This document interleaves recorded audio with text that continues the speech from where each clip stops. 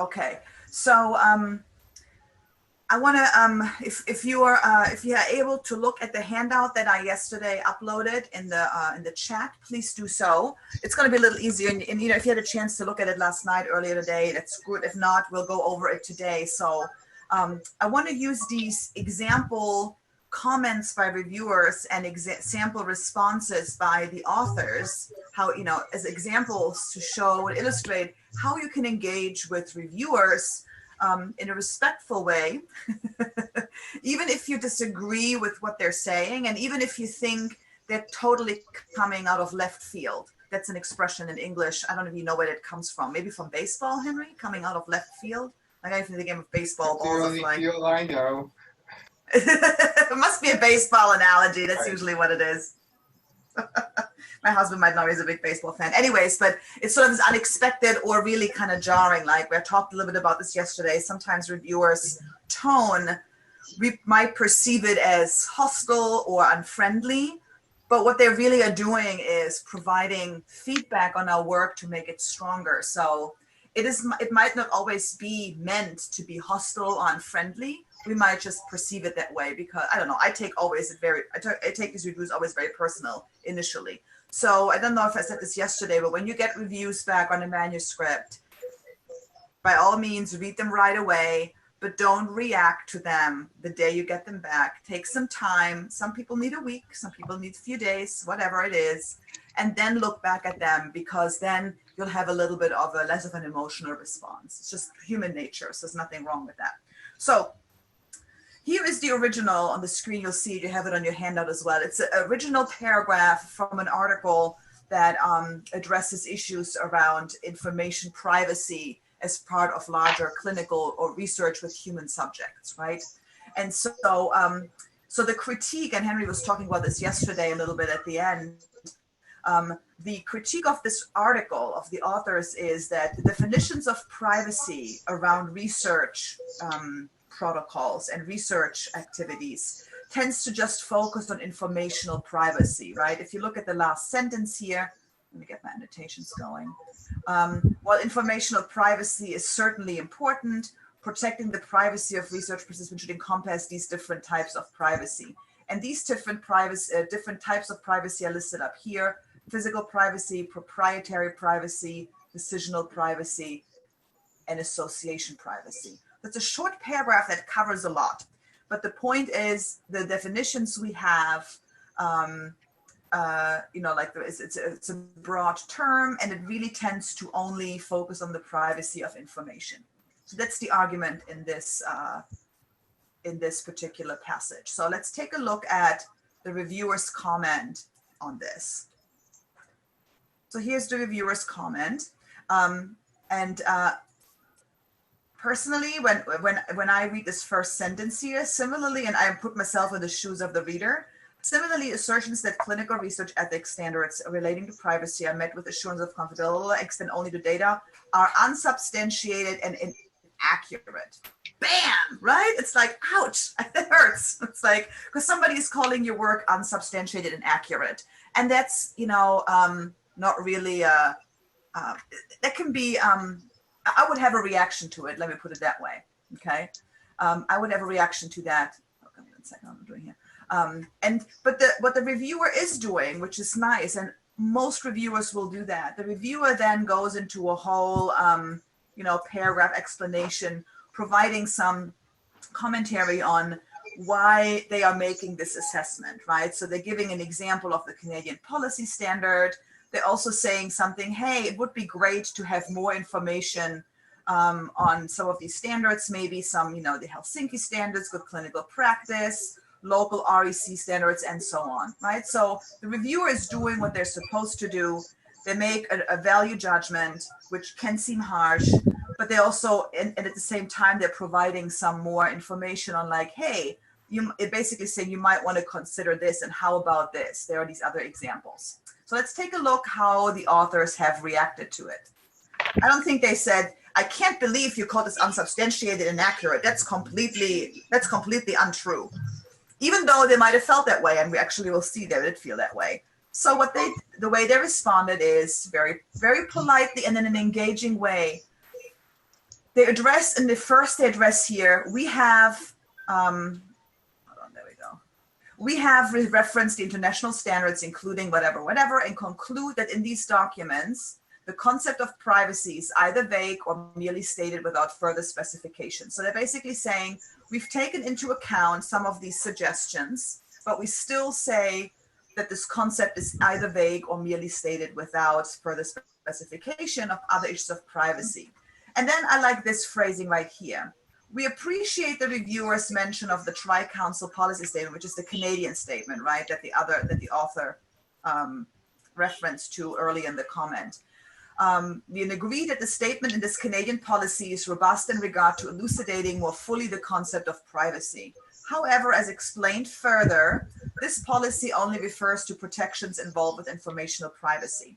So what is happening here is actually a pretty complex, or it's a move, or it's an argument that you can do when you disagree with what the reviewer is saying. You can continue saying, listen, we still think that our assessment is correct, and we're providing more information about this. So let's take a look at the revision here, okay? Let me take the annotations out first. So we'll, there we go. So we'll take, here is the revision. And actually, this passage expanded to several paragraphs. So here in this revision, you'll have a little bit, you have some more citations than in the previous paragraph. So you have some reference to REC members, understanding of privacy. And so, so there's a little bit more engagement with the literature. And then there are some added paragraphs that I didn't include here that add some information on the guideline for good clinical practice, right? And then India's declaration, the Declaration of Helsinki, and CIOMS. So there are all these different elements, or these different definitions of privacy, different institutions that the reviewer mentioned. The authors actually took that and added information on that, right? Which is nice. That's what I mean, how to address your reviewer's concern. You engage with it, you add things usually to make it clearer, but it doesn't mean that you have to change your argument.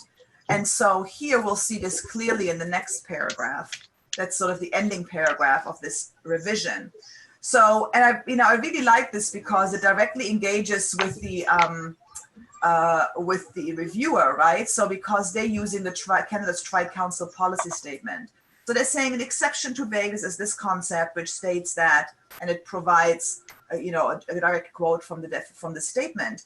And then comes the important part where the authors are still maintaining their original assessment, namely that these regulations are all just focused on informational privacy.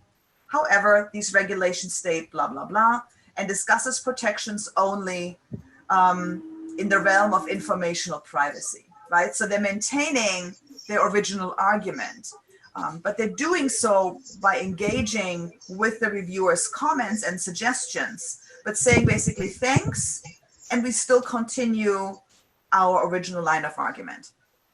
Okay, so that's a really important, it's a very common way, or a very effective way to engage with reviewers in moments where you disagree with the kind of changes they're suggesting or the critique they have for your argument, right? Sometimes you might agree, you're like, oh yeah, that's a good point.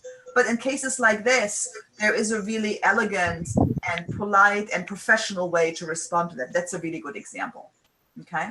Any questions about this? It's a little hard to follow the exact argument because you didn't read the whole article, I get that. So again, the focus is, it's about this definition of privacy that only focuses on informational privacy, which the authors are critiquing. Any thoughts on that, comments? No, actually, now I got what you mean yesterday, that we have to reply to the reviewers and ask them politely, why do you think that? And what's your explanation about that? And at the same time, we can implement what they are saying or their opinion when we're replying to them back with the revision. Yeah, absolutely. Yeah, so you could, again, so I think what's really important, especially, you're not exactly novice researchers, but you're still earlier in your career. And I think it's particularly important to hear this when you're early in your career, that you don't have to cave to every suggestion that reviewers are making. You really don't. The editors are not expecting that. So if you get this sort of this verdict when you submit your review, your manuscript, and they say, listen, we want you to address these revisions and we reconsider for publication based on how you address these comments, that doesn't mean, it doesn't translate into you have to agree with everything the reviewers are saying, and only then we will publish it. It means you have to address them in a way that will make sense. And sometimes reviewers might even be like, yeah, okay, I get it, sure, whatever, go ahead with it. Or they might, I think in this case, Henry mentioned yesterday, this went back and forth a little bit. So there might have been some more negotiation. I think this was one of the first rounds of review. But right, so it's a negotiation, it's a conversation. And ultimately that will, it always makes your product, in this case, your manuscript stronger. Okay, so I think that's really a big takeaway. But again, you don't have to agree with every suggestion and take it sort of like, sure, let me totally change my research study argument. You can say, we get it. And often I find that it's the case when reviewers say, oh, I think you need to go in a different direction with this, where the authors are like, no, we really don't. But you know what? We probably need to make a little bit clearer why we are going this direction. So let's add a little bit more explanation. That's often, I mean, in a lot of cases I've seen, that's the reality of the situation where the authors think they explained really clearly their choices, but the reviewers might have either not gotten it or it might have not been as clear as the authors thought. Right. So that's the crux of writing our own work. We know so much more about it than when we put it on paper, that we already assume that our readers will automatically know everything we know, even though we didn't put everything on paper. It's impossible. Any other thoughts, comments on this? Questions? Let's look at some more examples that are a little bit more straightforward. So here, another example from the original. This comes from the methodology section. And so here the authors are saying something about the use-grounded theory as an analytical approach. And then there's a description here. And I don't know about you, it doesn't really give any clear, and I'm not a big expert on grounded theory, but little I know, it doesn't really go into that in great detail. So here is what the reviewer suggested. Again, only with reviewer one only at the moment. Reviewer one says, quantitative methods are appropriate. However, it is not clear. And let me just, this drives me crazy every single time I see this. It should be a semicolon, however, comma. Anyway, however, it is not clear what type of qualitative inquiry analysis has been used. The authors state they use grounded theory methods for analysis, semicolon. However, comma, the approach would see more accurately described as an exploratory qualitative descriptive study used in content analysis. So this is actually a very neutral way of saying, I don't think you're doing the right thing with what you're doing here, which is a pretty big deal, right? I mean, that's kind of, you need to be clear about your methodology. And so I really, reviewer one is actually really, really clear about this. There we go. So so here is the response from the authors to this comment, right? Qualitative methods are appropriate. This is again the reviewer, and this is the response, right? So here is I just put it on the slide again. The response is, we agree with the reviewer.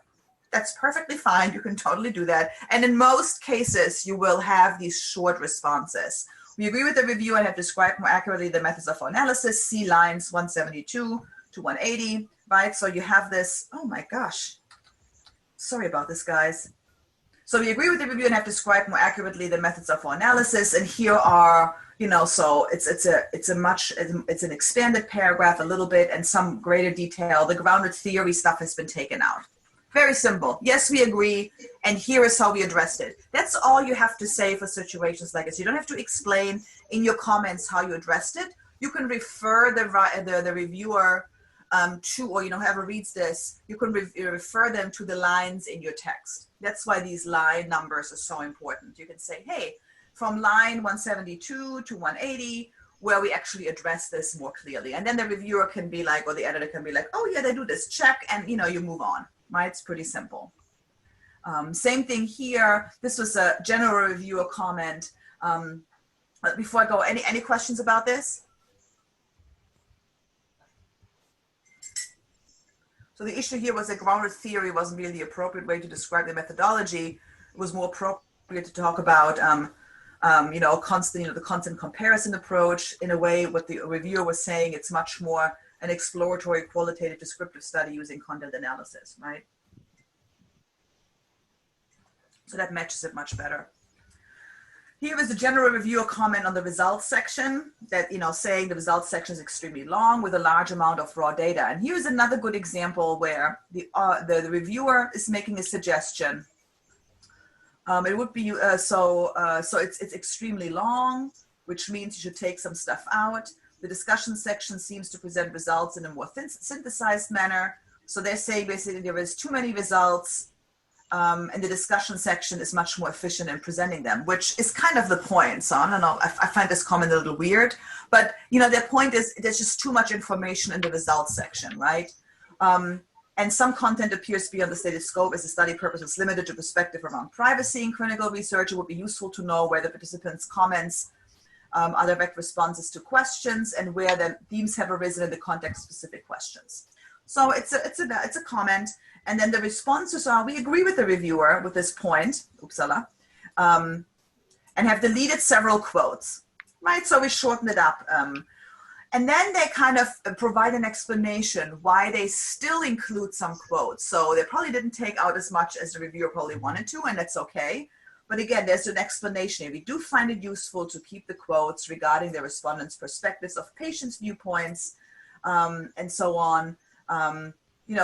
For these various reasons. And then we have provided more details regarding our interview guide. And then the response to this last comment, it would be useful to know if these are responses to questions or if these were themes. Here it is. We would like to point out that our questions were open-ended as opposed to being specific, and hence the themes emerged from the responses to these open-ended questions rather than in the context of specific questions, right? So this comment really, honestly, if the reviewer might have read the results or method section a bit more carefully, they probably would have gotten that, right? So they might have overlooked that, hey, this is an open, these are open-ended questions. So the themes are really, with survey studies of this nature, you go in and you extrapolate the themes based on the answers. You don't have themes beforehand. So, and that was described in the method section. But again, the reviewer here is commenting on, where is this? And it's basically the polite way saying, dear reviewer, please go back to the method section and read what we're doing. And so, but, without doing that, without kind of being a little snarky, we're just saying, hey, just, pointing out, by the way, we are using an open-ended question approach. So the way that we present the data is actually valid and useful and necessary, right? So again, you don't have to, not every criticism, not every feedback, I shouldn't say criticism, not every feedback by a reviewer is necessarily accurate. And you can push back against it, but you got to be focused on the argument rather than the making a value judgment about the reviewer. Let me clear this out. Any questions about this?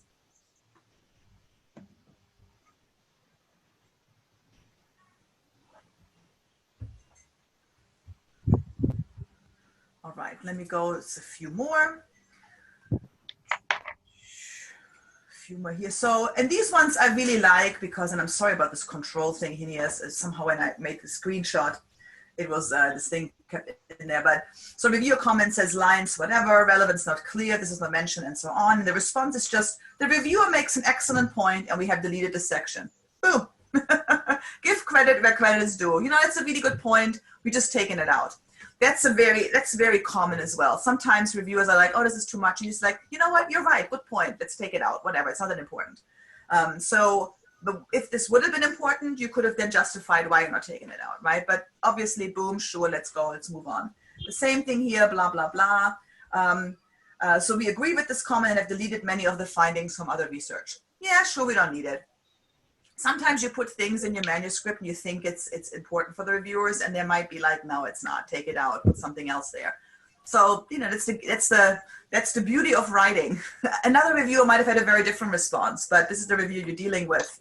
But just to show you, you can have short, to the point sort of remarks saying, yep, we agree, we deleted this, let's move on, right? And then the last one, so this was our reviewer 1 who made a lot of comments, and reviewer 2, as Henry mentioned yesterday already, had 2 comments. That was it. These are the only 2 comments reviewer 2 made. And a similar point that reviewer 1 made, right, the grounded theories. If you look at the response, we agree with the reviewer on this point and have described our analysis in greater detail. We've also deleted the reference to grounded theory. Boom. it's almost the same response or similar response to what how they responded to reviewer 1, who was a little bit more engaged, I think, with the text than reviewer 2. And then reviewer 2 also comments on the length of the paper, which reviewer 1 does as well, again, with a lot more detail and focus. So, the only thing we just have to say is we agree with the reviewer and have deleted many of the respondents' quotes and have deleted several necessary sections of the discussion section, which we know because we just looked at reviewer 1's comments on similar issues, but a little bit more specific. So that's it. So this is an easy reviewer in a sense, and I don't know if Henry would agree with me, but I think that the comments by reviewer 1 were probably more useful in reshaping the manuscript. Wouldn't you think so, Henry? Yeah, no, I agree. I mean, she was tough, but she did make some good comments. Yeah. And it's really, if you're, having somebody really engage with your work and really dig in and grapple with what you're trying to say and understand it and help you sharpen it, that's a real gift, right? I mean, it's a reviewer's job. Again, these people are not getting paid for it either. So when Henry reviews stuff, he doesn't get money for it. And there's been a lot of conversation around how that has some ethical issues, whatever. And that's a conversation for another time. But it has been the practice for a variety of reasons, mostly logistical or financial issues. But it can place a burden. I mean, it places a burden on faculty and researchers to do this work, but it's also, others do it for you as well. So it's kind of a quid pro quo. And it's just the way that we do, science and research. At least, currently that's the way it goes. And so, but having somebody really engage with your work, with your thinking, I always find that, even when their feedback is harsh, and even if it might be a rejection, they might say, no, we don't want to publish this, here's some feedback. It's still useful. Feedback is always useful. My former colleague and mentor and now good friend of mine, I used to work with many years ago at a different university, she would always use this quote that feedback, and I forgot from whom it is, but it says, feedback is the breakfast of champions. It sounds really kind, but it's right. It really is. You only, as harsh as it is, feedback is the way we grow.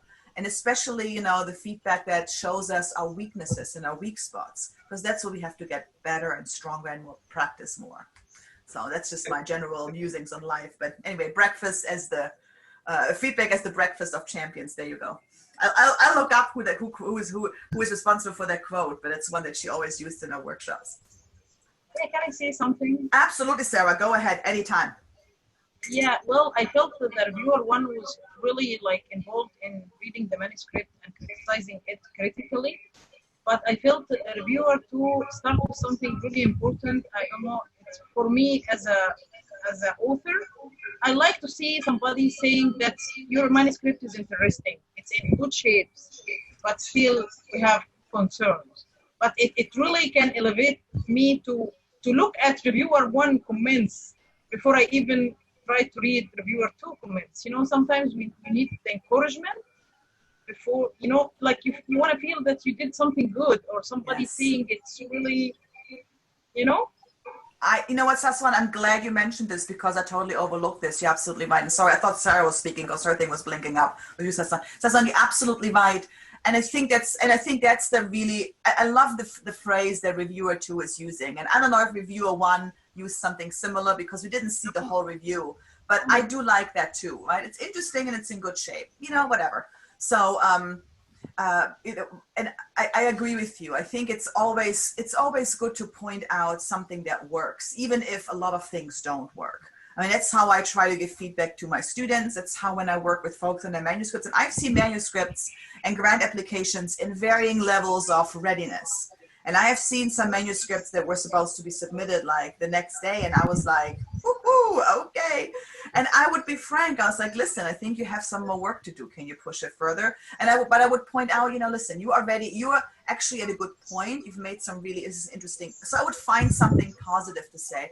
I agree. And so not all reviewers do that because they just focus on, their feedback, and that's just all of it. So for your own practice, when you review other people's work, there's not, it's like I'm going to use a food analogy again. It's like a sandwich, like it's the feedback sandwich. You start like the bread, you know, and in the United States, the sandwich is like bread, filling, and bread on the bottom, right? In Germany, we have open face sandwiches. So, but anyway, so you have a top bread and bottom bread. So the top is like, you know, the top is, you say something positive, and then you go into, you know, the stuff that needs to be addressed. And you might want to end with something positive, but you want to start off with something that you appreciate, right? That's okay, you know, good job with this. And, you know, you can always find, in most cases, you can always find something. That's a very common pedagogical approach when giving feedback, particularly on writing, because it does feel really personal.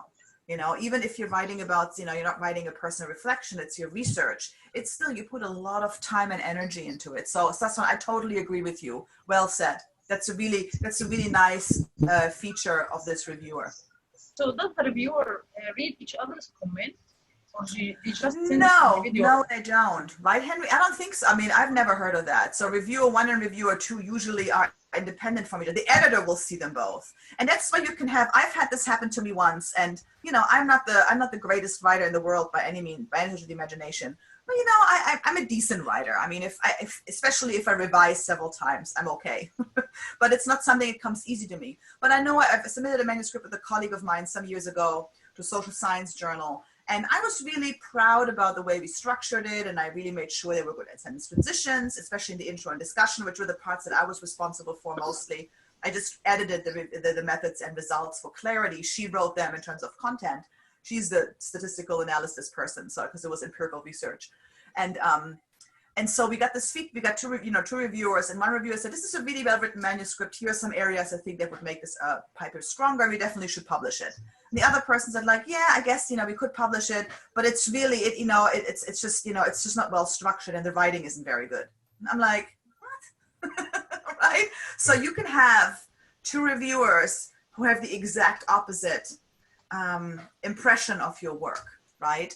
And that's because they don't talk to each other. They don't know who the editor then sees it. And that's why I said yesterday, if you get a review that says you should publish and the other one says we shouldn't publish, then the editor is ultimately the person who will, you know, do the tie, or they might send it out to a third reviewer, depending on the kind of feedback they receive from reviewers. But reviewers don't know each other.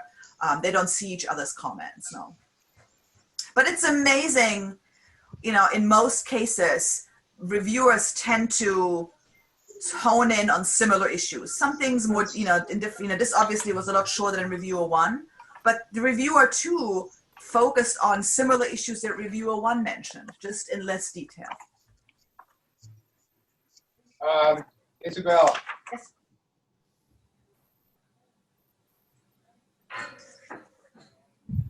Yes, Henry? Oh, okay.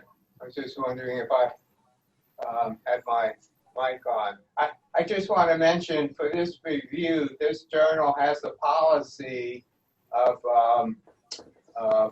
one, publishing the Reviewers? the steps in the review process, meaning the back and forth, and also the names of the reviewers. And that's, yeah, I remember you telling me that, yeah, that's becoming more and more common. Or I've heard about this more in the last, I want to say 4 or 5 years than I ever have before. That journals are starting to have a very transparent review process where everybody knows who everybody is. So in that case, the reviewers might know who the other reviewer is. I don't know if they're going to see the actual review. You know that, Henry? What's that? Would these two reviewers, would they see? Did they see each other's reviews, or Yes. is it just yeah? Yeah. Well, I mean, that's the interesting. usual policy. One sees the other reviews. I mean, actually, I think it's good for the reviewers to know that their comments are going to be published with their names. Yes. To have more accountability of what they're saying. And how they're saying it, yes. Yes, right, how they're saying it. So if they're going to sound nasty, everyone will see it. Yeah. I think that's the great advantage, because I mean, there are some reviewers who really, I mean, I've seen some comments by reviewers where I just thought, you must be out of your mind. Like, what is wrong with you? Why are you just destroying this person's work? I mean, if you disagree, granted, your points are valid, but there's a way you can put that without basically just like dismissing this work has absolutely no value whatsoever. And I'm like, well, that's, come on.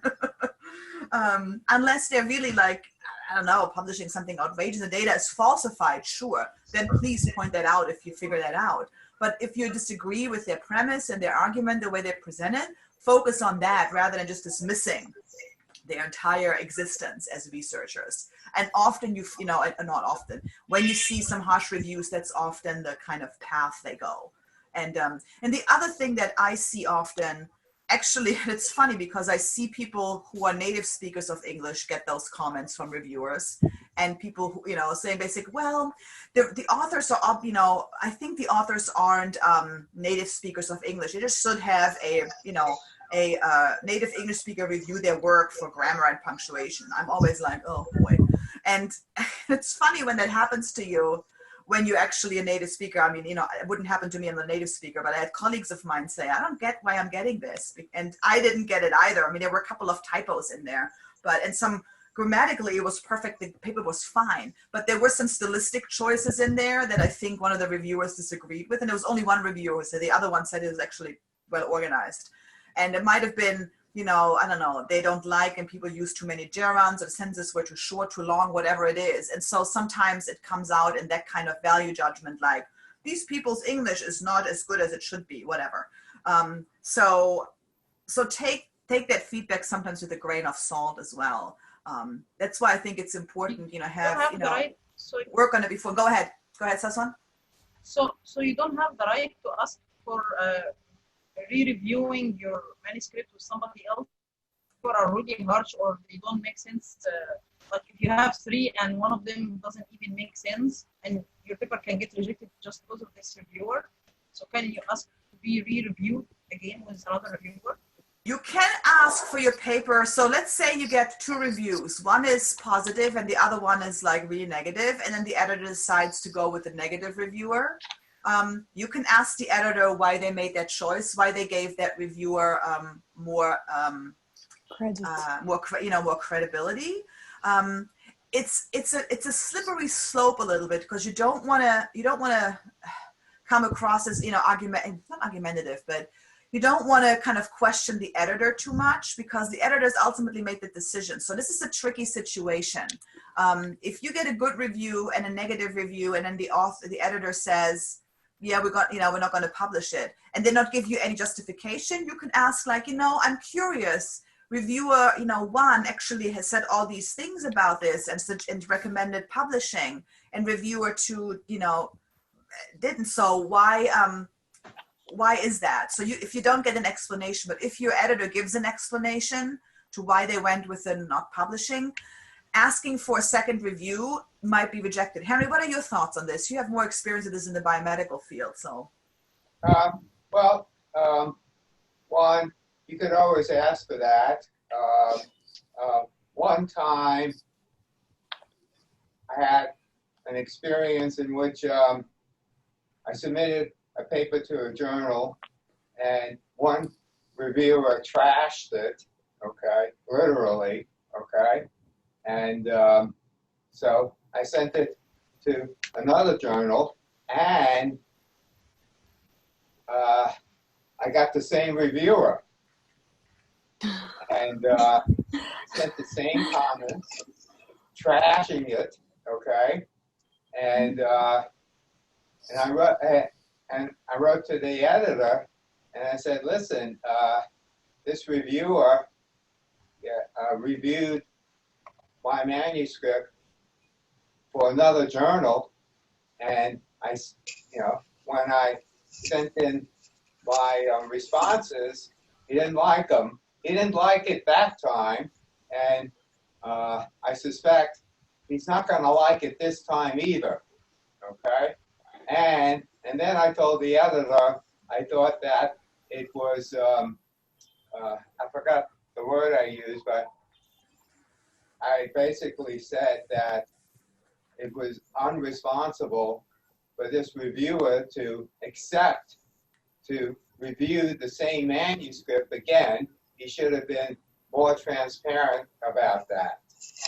And the editor agreed with me, and he said, well, let me see what the other reviewer says. And he looked at the other review, and he said, oh, the other reviewer liked it, so we'll accept your paper. So yes, right. You could always write to the editor, no harm done. You know, you're not gonna make enemies, and you know, as long as you do it in a polite way, and there is an art to being, you know, deference. I think that's probably the right word, without sounding meek. You know, I mean, so go for it. Yeah, I agree. Can I ask a question, please? Go ahead. Yes. As a reviewer, not as an author, if you are reviewing the same work in another journal, like what Professor Henry said, does this reviewer have to report to the editor that he already reviewed this in another journal? You should. Yes, absolutely. Yes. So especially, you know, you want to do that. I mean, in this case, it wasn't simultaneous, right? So Henry submitted it to one journal and then, you know, got the feedback and submitted it to another one. But even in that case, if you get the same, you want to let the editor know, hey, listen, I reviewed an earlier version, a version of this before, just FYI. Because then the editor might be like, oh, let me find somebody else. Or what did you say then? Whatever. It's about transparency. Yes. So I agree that in the case that Henry explained, where you know, he resubmitted to another journal after he got a rejection from the first journal, and then the same reviewer got and this happens more often than you think, because again, if it's a specific topic, the same journals use the same reviewers. Yeah. So that person should have been transparent. So if it happens to you, you want to, and especially if this, let's say you get one manuscript, you know, a Monday from journal X, and then journal Y 2 weeks later sends you the same manuscript for review. That means that the authors of this paper submitted their manuscript to two journals at the same time, which really shouldn't happen, right? That's a convention in academic publishing at the time that authors really need to adhere to. So it's your responsibility as a reviewer to always let the editor know of any of these things. Yes. Right, Henry, would you agree? Sorry. Yeah, absolutely. So, you know, so I just want to get back to your question, because I was initially like, maybe you shouldn't respond. You know what? Actually, yes. If you have a question about the review process, or there's something where you feel like your work wasn't given the attention it deserves, or, you know, or you want to have some more explanation, you can always approach the editor, right? In a polite, professional way, not saying, you didn't do your job, I can't believe you did this, right? That's like I would talk to my child. But you can be like, I'm wondering, could you provide more explanation? I'm still unclear about this, and I'm wondering, right? You can always ask. And I believe that most editors would prefer authors to do that rather than not, because it just keeps the process of disseminating scientific knowledge, you know, transparent and as bias-free as possible. There's always going to be bias, but at least it can, you know, we have a mechanism in place that can reduce it to a small extent, you know, as much as possible. Yeah. Any other questions? No, like just because I'm in the beginning or the early end of my career, sometimes I feel like, you know, I shouldn't be like, you know, negotiating that, or, you know, asking for more explanation, because maybe sometimes when I do that, they don't even reply back. So I was like, hello, excuse me, could you please reply back? And I feel so pushy asking for explanation, and some of them don't even bother to, you know, reply. So I get that, right? And I think, you know, I don't want to gender this, but I think women have a tendency, I think culturally, to feel that we're asking for something that we have every right to ask. We might be perceived as pushy. Just want to put that out there. But in general, you're not being pushy if you're asking for more explanation. And you know, you might have an editor who might not even reply. You might never hear back from the editor, and then you'll have your answer, right? But the editor might be, you know what, thank you for that inquiry. Let me explain some more. Or, you know, or they might say, well, refer back to the letter I sent last week. My explanation is in there. Okay. Doesn't, you know, you're not being, I mean, you're being pushy if you're saying something like, I can't believe you haven't responded to me because, you know, today, and I sent you an email yesterday. That's being pushy. I want to give people some time.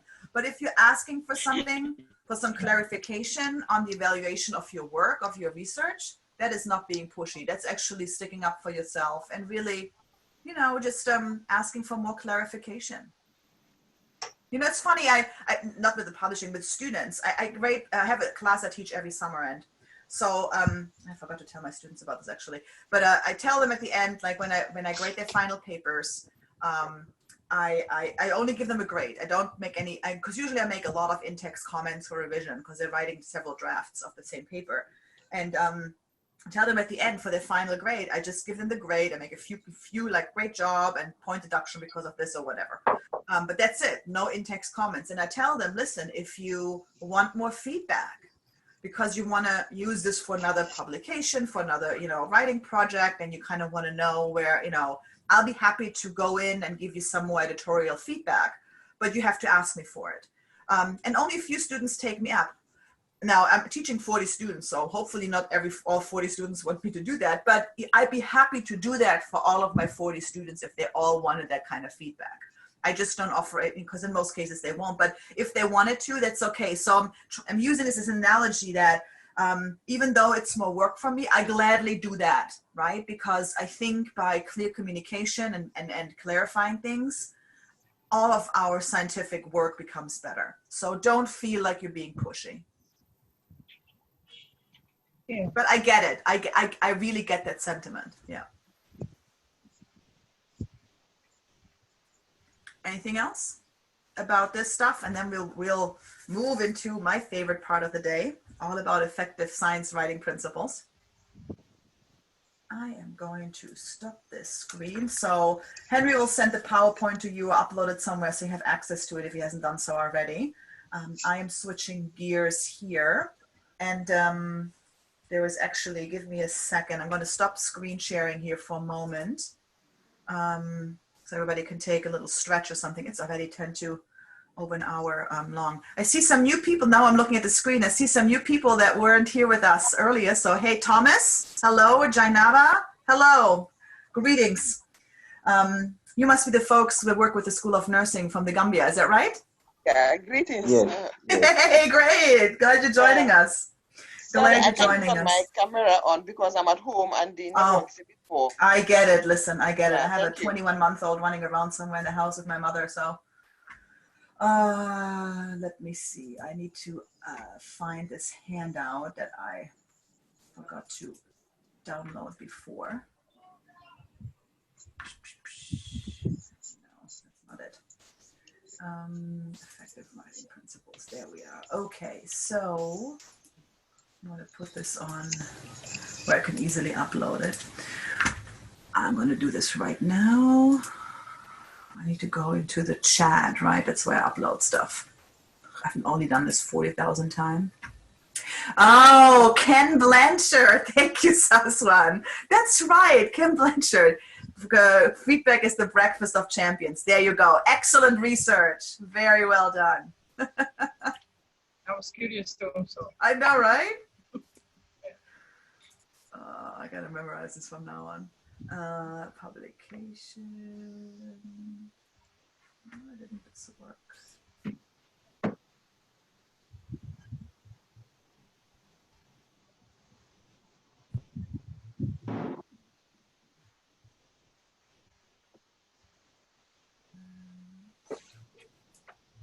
Should have prepared this before, but this is where my morning plans didn't quite work out the way they did. Okay, so my computer. There we go. So there's a handout. You can use this to follow along some of the slides I'll be using in this presentation. I'm going to open here in a second. I have so many, I'm working on so many different things, and I forgot to close my files down yesterday. So I have like 10 different PowerPoint presentations up. I'm like, what's going on? Anyway. All right, so let me go on sharing screen. Here we go, effective scientific writing. And so I call this presentation different things at different times, but basically what we're going to look at are some principles that you can use to apply to your writing. And I think they're particularly useful when you're revising your work, okay? So don't feel like you got to think about these as you're drafting, as you're putting your first draft together. This is really useful as you've written something already and you go back to make sure, hey, does it make sense? Do I missing something? I find them more useful in the revision process, which is really where most of our effective writing happens anyway, at least for me. So there's 4 principles I want to focus on. So I'm going to go, let me see how we're doing in time. I'm going to try to get to these quicker than usual because I want to really focus on doing some work with you. There's some activities that I have for each of these. So the first one is about reducing jargon and take out unnecessary words. So jargon, let me just put the definition out there, is really describes the technical terminology or an idiom, a certain way that people in a particular field speak. So the jargon of pediatricians is going to be different than the jargon of anesthesiologists, right? Because anesthesiologists have certain terms for the stuff they do, for the drugs they use, that are different than pediatricians for the kind of, for some of the specific terminology they use to work with pediatric patients versus an anesthesiologist who works, put patients under for surgeries. That's my very simplistic view of medicine, as you can tell. But so they have different jargons. Isabel? Go ahead, yes. Yeah? Do you have your presentation up? Because I can't see. Oh, you can see? No, I don't know about the others, but I cannot see. Can everybody the last else one not is see? Resources for the last. Oh. How about everyone else? Do you see jargon on your screen? Yeah. Yeah. Yeah? Yeah. Yeah, on the screen, yeah. So you don't see that, Saswan? No, Your screen might be frozen. Huh. but I can see you guys. That's weird. Let me You can try. use I'm my going to go internet. out of it again. Let's see if this will work. If I'm going to stop sharing and start again. Let me see if that resets your screen. Thank you. Screen 1.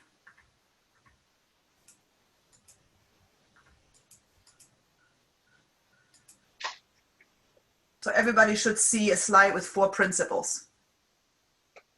Yeah. Saswan, does it work for you? No, I think I'm gonna go out and leave and come back again. Yeah, try that. Try that. You won't miss too much, I'll talk very slowly. No, I'm kidding. You'll be fine.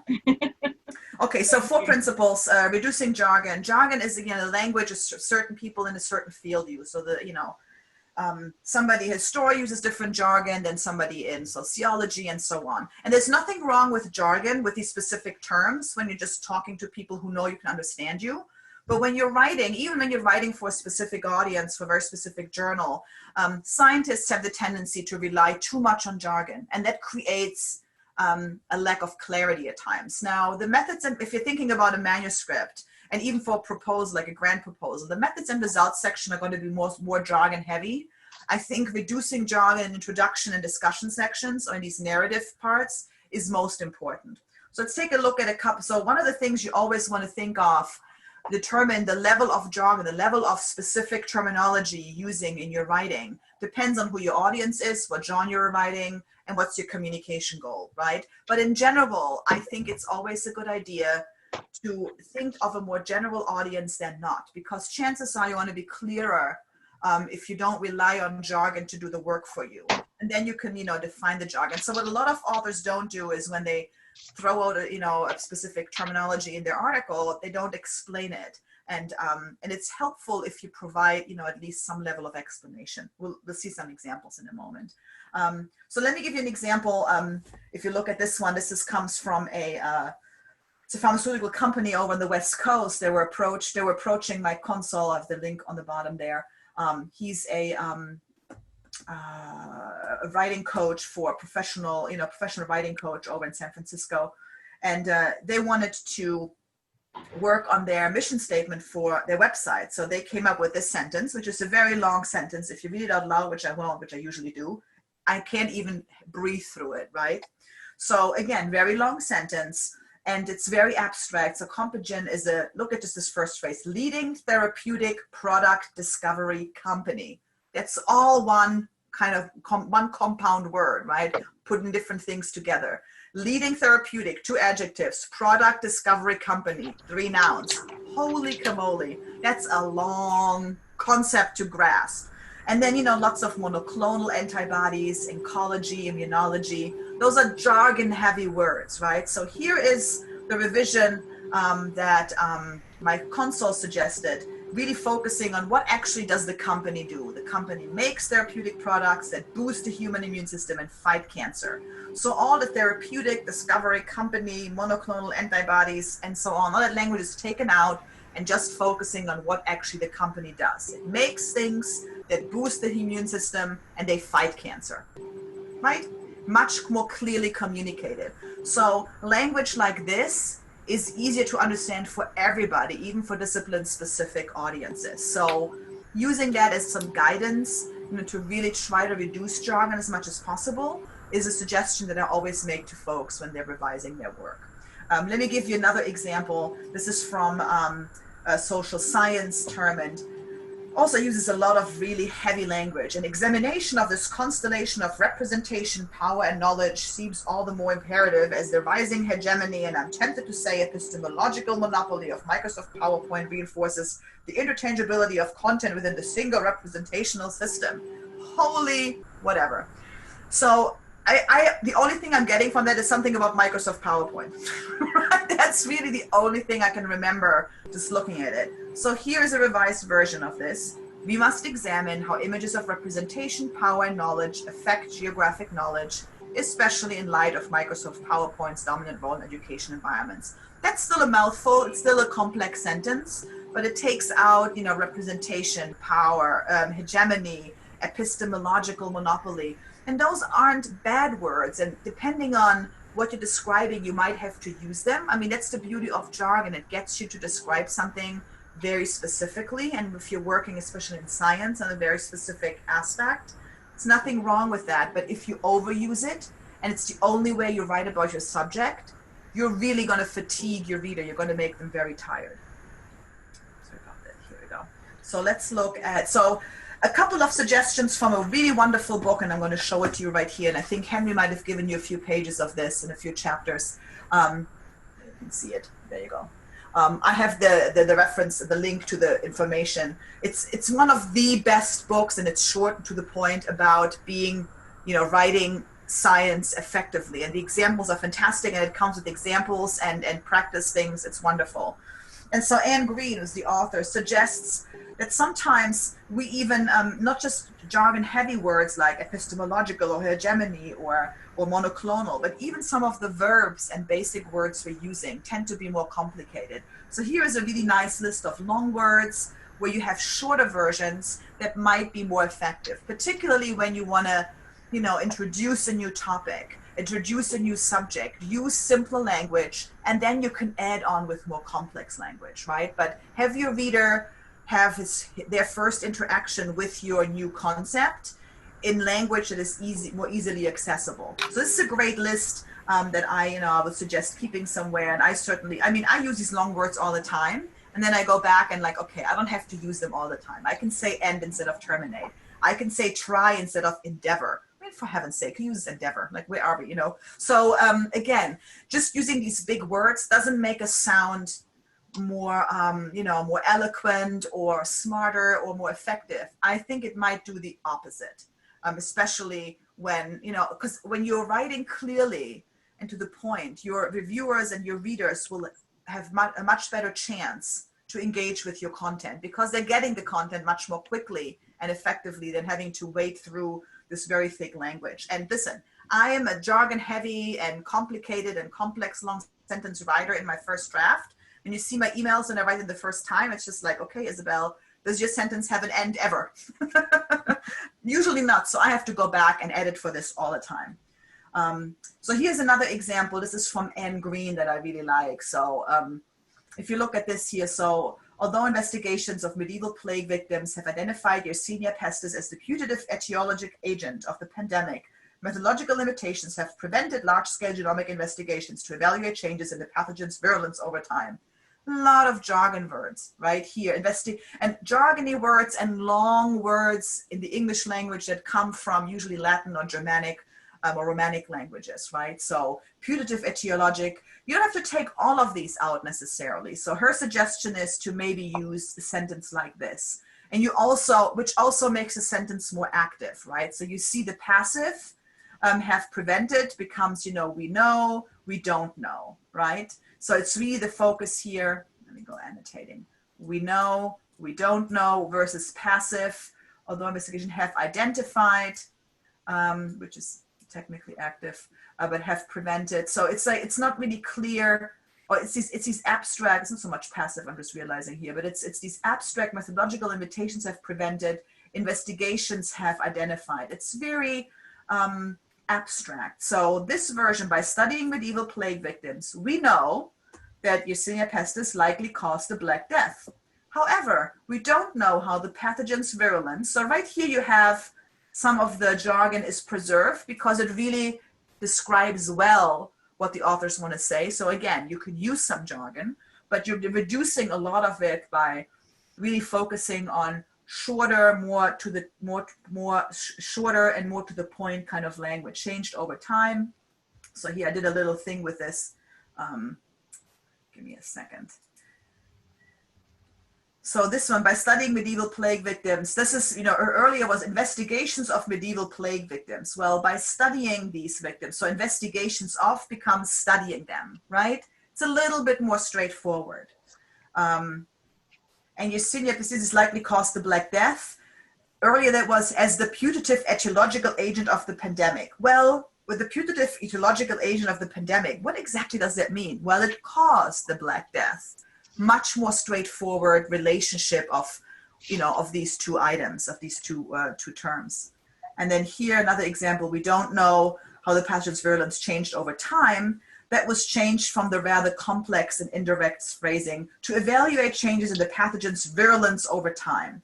So the evaluating changes, like we don't know how it changed. It makes it a lot more active, and you're, as a reader, much more drawn to it, you know, much more drawn into the language. And then here the same thing.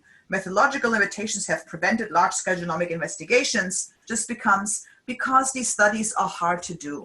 That's it, right? And so I think our fallacy is that we think that these kinds of things is what is expected of us, but it really isn't. Reviewers and your readers will be elated if they don't have to wade through all this like forest of, as I like to call it, this swamp of or morass of like really complex language, and really kind of get a straightforward evaluation of what is presented. Okay. Any questions about this? All right, let's look at, what else do I have for you here?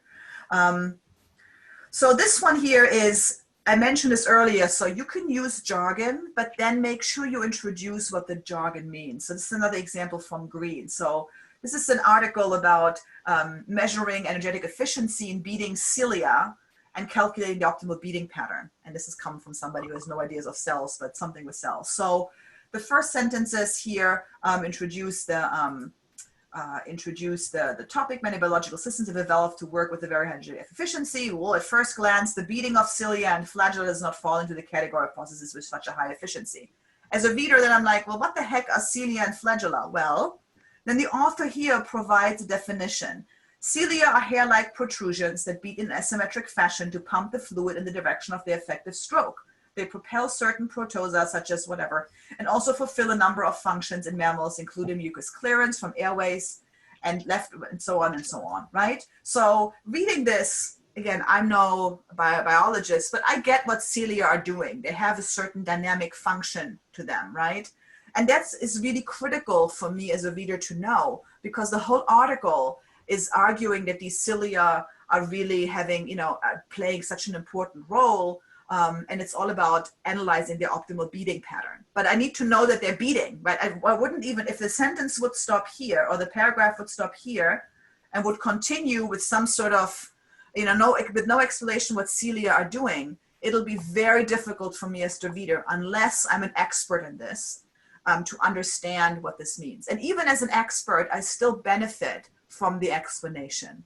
That's what I mean by clear writing, right? Clear can mean so many different things, but really making sure you explain to your reader what is. So if you think back to yesterday's sessions when we looked at Henry's manuscript about research ethics, Henry and his colleagues' manuscript, and that first paragraph in the introduction where they defined what research misconduct is. That's what I mean. I mean, research misconduct isn't as jargon heavy as cilia maybe, but still you define these terms that are so essential for your research.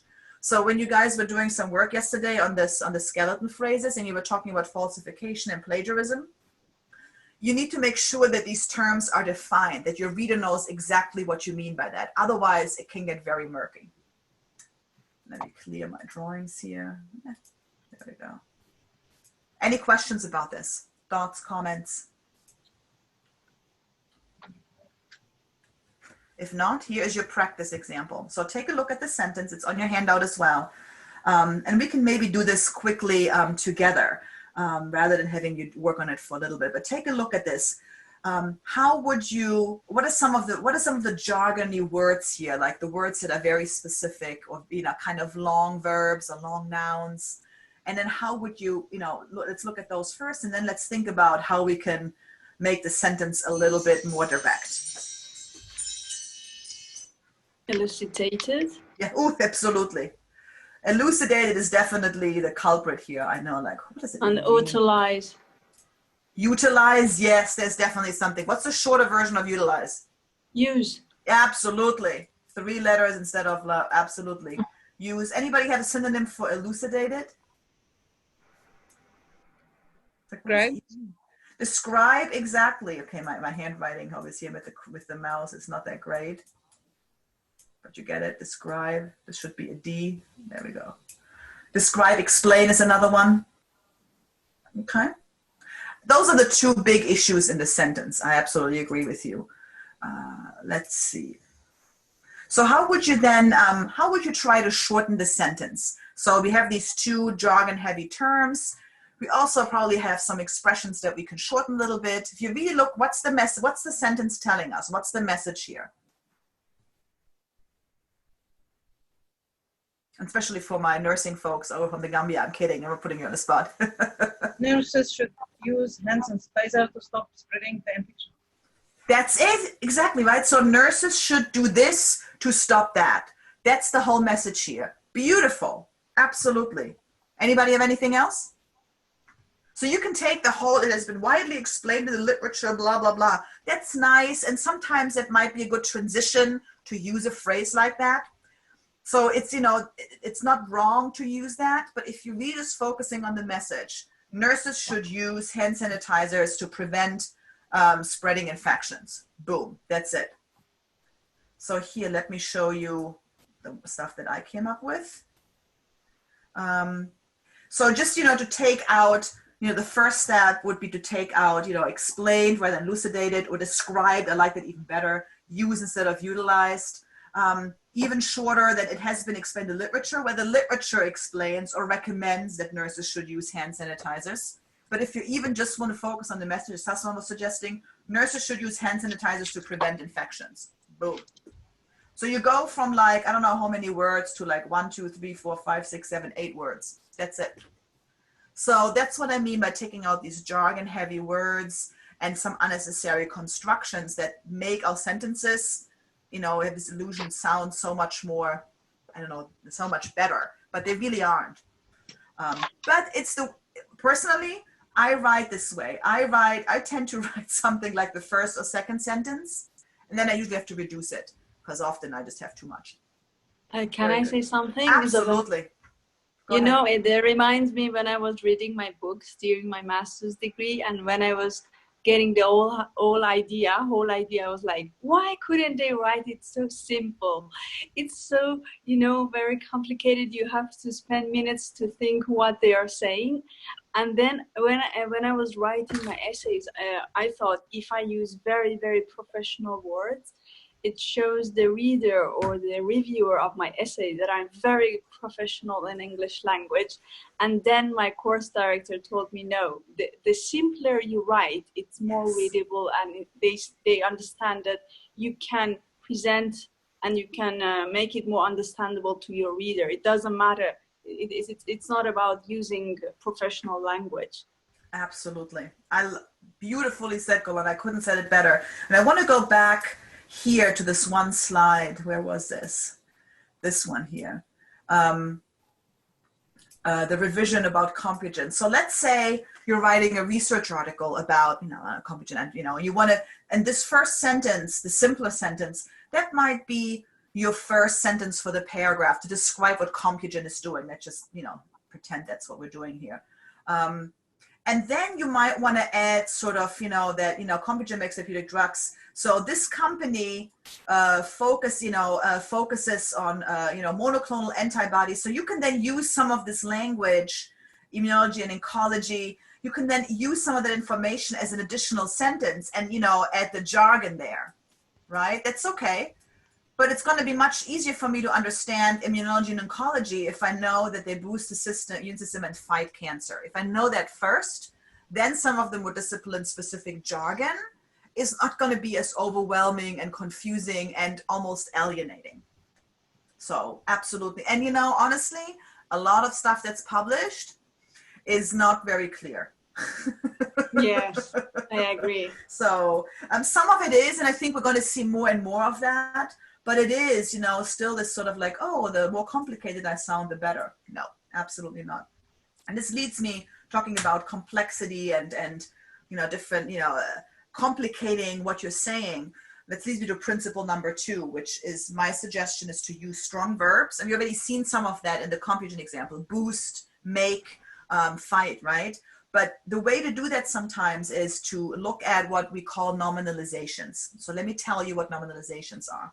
They're basically just nouns or verbs that are made into nouns. So you take something like conclude, analyze, explain, or assess, you add an ending to it, and you end up having conclusion, analysis, explanation, assessment, right? Pretty simple.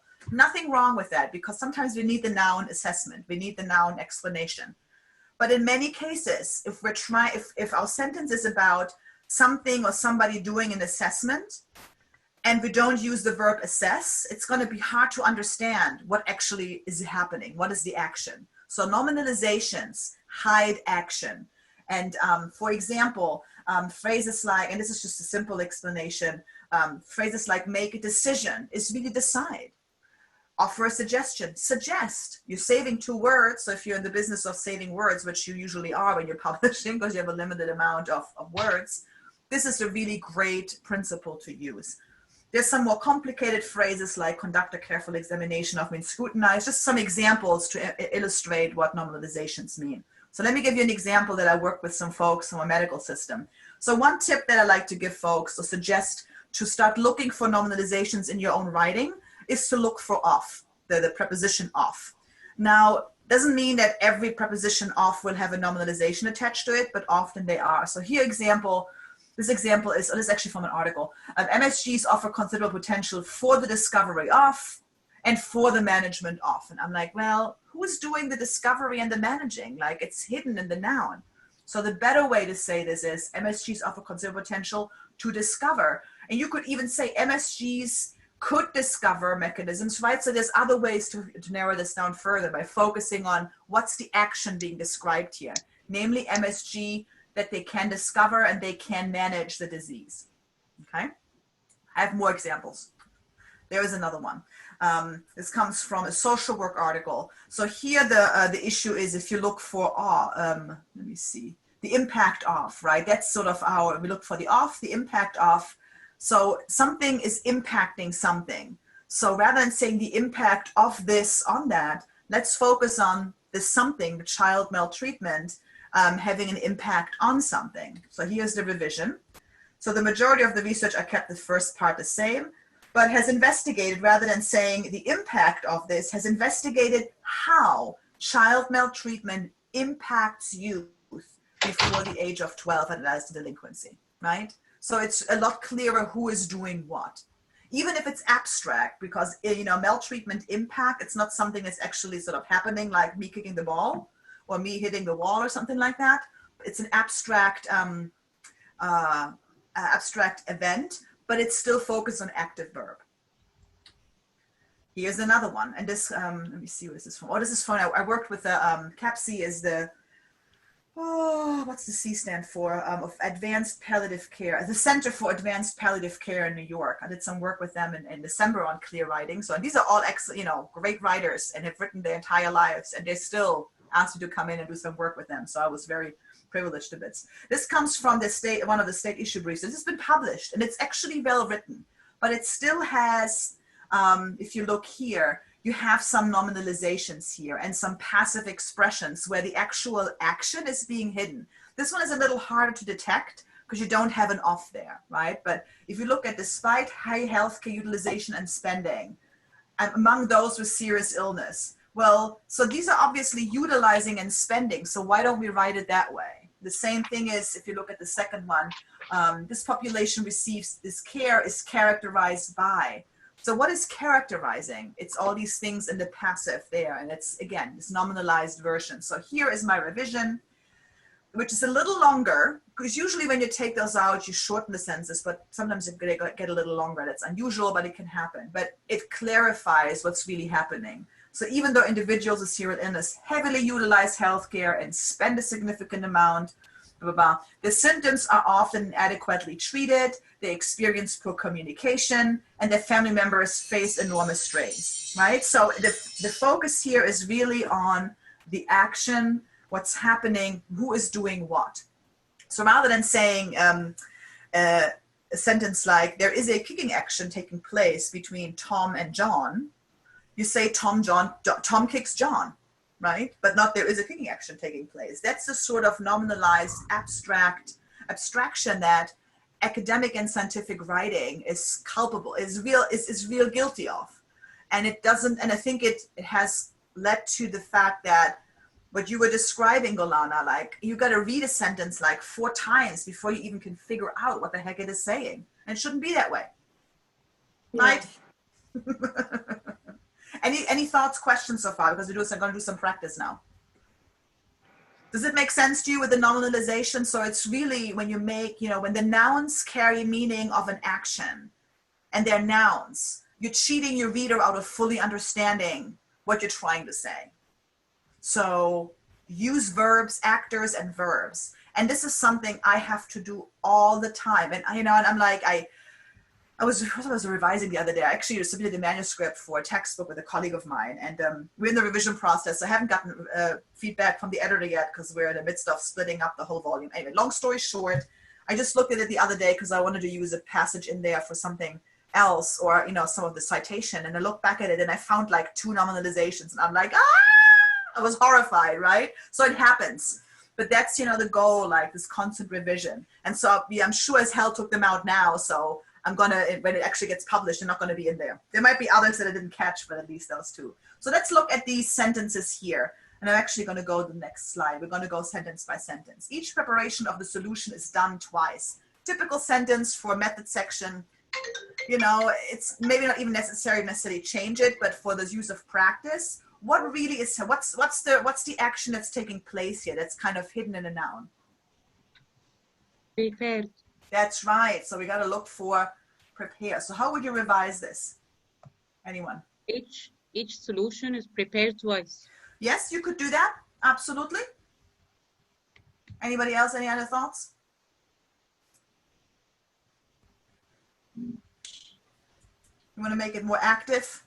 You have to invent sort of a subject. Yeah, we prepare the solution twice. Yeah, or each solution twice, or the solution twice. Absolutely. Each solution prepare twice. Absolutely. So so either one of these is fine. There is a slight difference. You know, it could be each preparation is done twice, or is it 2 solutions, 1 solution? We don't really quite know. And so but you would know if this were your own writing, right? So sometimes these nominalized phrases can even hide the accuracy of your meaning as well. So, but preparation of, it should be either is prepared or be prepared, depending on, again, I'm a big fan of active voice, so I always, I always like the act, I prefer the active, but sometimes this is the better version, depending on what comes before and after, right? So it depends on sentence flow, paragraph flow as well. Very good. Next one. Here we go. Now we go. Consideration should be given to an acquisition of these properties. What are the normalizations here that we should change? If you want to mark them, I think you have access to the screen. You can mark it as well if you want to annotate. Go ahead. If not, I'll annotate it for you if you tell me. Acquisition. Bravo. Consideration. Yay, there's somebody writing something. Excellent. You can use the text version. If you click on the annotation and click on text, you can type something on the slide. If you want to type, because I saw somebody trying to draw, I know it's painful. Anybody have a thought on how to, that's right, acquisition, consideration, that's it. Very good. I love this annotation feature. This is so much fun. Anybody want to give it a shot to rewrite it? Rephrase it? And you might have to invent somebody, you know, an actor here who's doing consideration and acquisition, right? Because it's not here. So be creative. You can just tell me, you can just speak, or you can write it up. You're like, okay, I don't know what to say. How about revision? Revision. Yeah. How would you revise it? Go ahead, Janava. Yeah, revision of the properties. We So, shall consider. how would you rephrase the sentence? I think you ought to something there. We should consider. Very good. How to acquire. We should consider to acquire. Absolutely. These properties. Yeah. So I think it's, you know, you're on the right track. Here's what I have come up with. We should consider, right, acquiring these properties, or if you know who the entity is, the University of Maryland, Baltimore, or, you know, maybe whatever, Henry Silverman should consider acquiring these properties, or should acquire. You can even take the consider out. You could say we should acquire these properties, right? But if you want to emphasize that there is a process considering, fine, you can do that. It's really, and again, it depends on the larger context the sentence is in. Sometimes you can take consider out, sometimes it needs to be there because it makes more sense within your narrative. Very good. I'm going to clear all our drawings here. This drawing stuff is fun. There we go. They will also be involved in abstract development, workshop facilitation, and presentation regarding the analysis and interpretation of the data. So you guys go ahead, annotate, mark things, write up things, use a text box if you want to write something up. It's easier to do than using your mouse, I have found. Abstract development, yep. The development, facilitation, I know. Usually something with ION or ENT at the end, yep. Those are the ones. So when we make them verbs, what changes the sentence? You can also cross things out in a sentence however you like, or type it up. Anybody have an idea of how to rephrase this or make, you know, so you have these nominalizations, how do you make them into verbs and how does it change the sentence? They will develop abstracts. Yes. Facilitate workshops. Yes. And make workshops and presentations. Presentation, yeah. This is would be the same. Yeah. You can use present as a noun. So, you know, develop, facilitate, and present.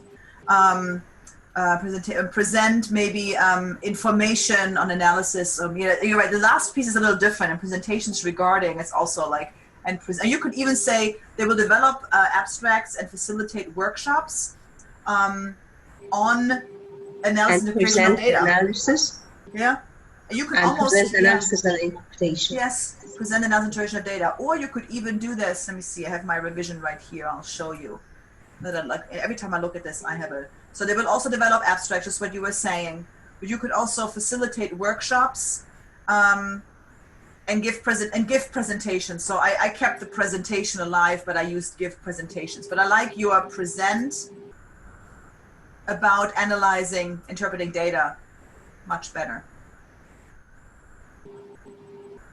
Good. And then the question would be, and this would have to be as the author, you have the discretion. These workshops and presentations, are they the same? Are they connected? So you could, there might be somewhere, but if these are discrete actions, then you want to keep them separate, but there might be some connection there just based on the content. Very good.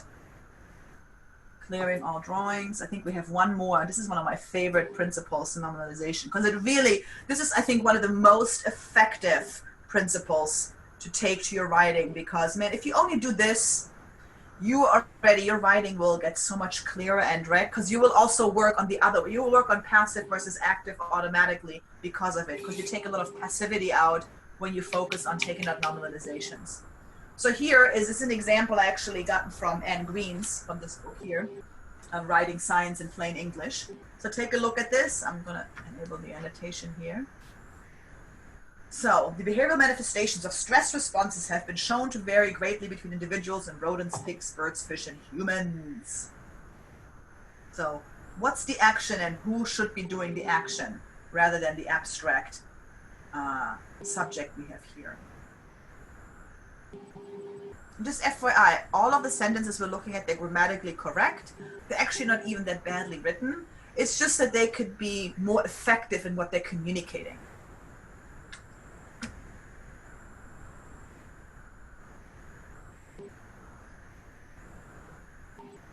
So go ahead.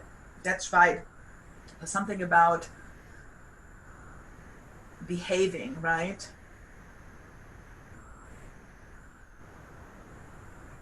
Or even responding, right? Go ahead.